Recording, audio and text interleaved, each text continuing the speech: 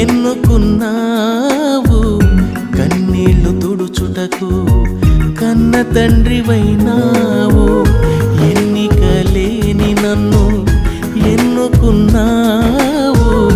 కన్నీళ్లు తుడుచుటకు